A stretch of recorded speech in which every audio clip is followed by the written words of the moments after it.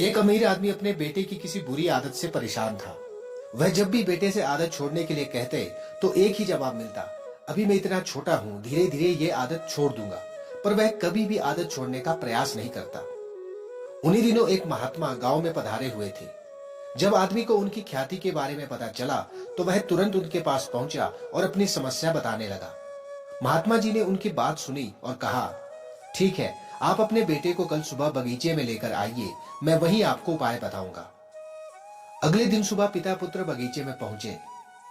महात्मा जी बेटे से बोले, आइए हम दोनों बगीचे की सैर करते हैं। और वो धीरे धीरे आगे बढ़ने लगे। चलते चलते ही महात्मा जी अचानक रुके और बेटे से कहा, क्या तुम इस छोटे से पौधे को उखाड़ सकते हो? बेटे ने कहा, जी हाँ, इसमें कौन सी बड़ी बात है। और ऐसा कहते हुए बेटे ने आसानी से पौधे को उखाड़ दिया।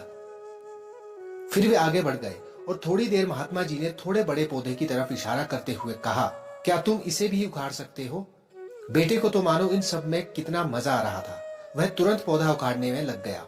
इस बार उसे थोड़ी मेहनत लगी, पर काफी प्रयत्न के बाद उसने इसे भी उखाड़ दिया। वे फिर आगे बढ़ गए। कुछ देर बाद पुनः महात्मा जी ने एक गुड़हल के पेड़ की तरफ इशारा करते हुए कहा कि अब इसे उखाड़ो। बेटे ने पेड़ का तना पकड़ा और उसे जोर जोर से खींचने लगा, पर पेड़ तो हिलने का नाम भी नहीं ले रहा था।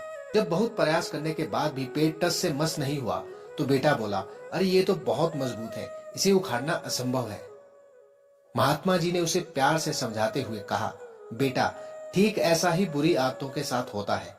जब वे नई होती है तो उन्हें छोड़ना आसान होता है, पर वे जैसे जैसे पुरानी होती जाती है, इन्हें छोड़ना मुश्किल हो जाता है। बेटा उनकी बात समझ गया और उसने मन ही मन आज से ही बुरी आदतें छोड़ने का निश्चय किया।